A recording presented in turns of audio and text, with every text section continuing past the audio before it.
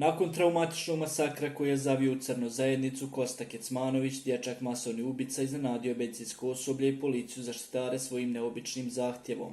Kosta je izrazio želju da posjeti tinejdžera kojeg je upucao u masakru, koji je bio njegov najbolji prijatelj. Ova izjava izazvala je zapanjenost među osobljem bolnice, a izvori su otkrili da su čuli Kostin zahtjev sa mješavinom šoka i nevjere.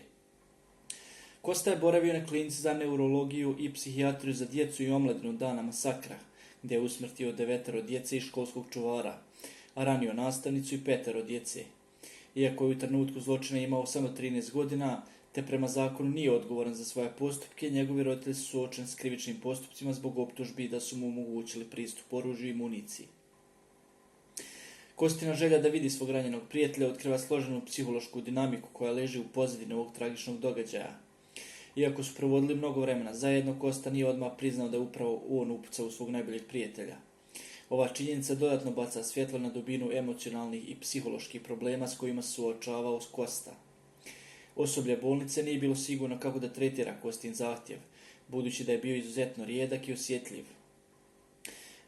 Nedostatak razumijevanja Kostinih motiva dodatno je otežao situaciju, ostavljajući ih u dilemi kako postupiti.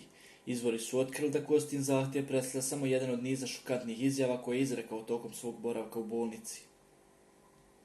Ova priča dodatno naglašava važnost psihološke podrške i intervencije u slučajevima kao što je Kostin, gdje su djeca izložena traumi ili imaju ozbiljne mentalne izazove.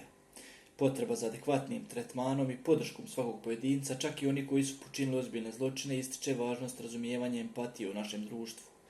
Dok se sudski procesi nastavljaju, istražuju sve okolnosti ovog tragičnog događaja, ostaje otvoreno pitanje kako se nositi s posljedicama masakra ne samo na žrtvama i njihovim obiteljima, već i na počinitelju njegovoj obitelji.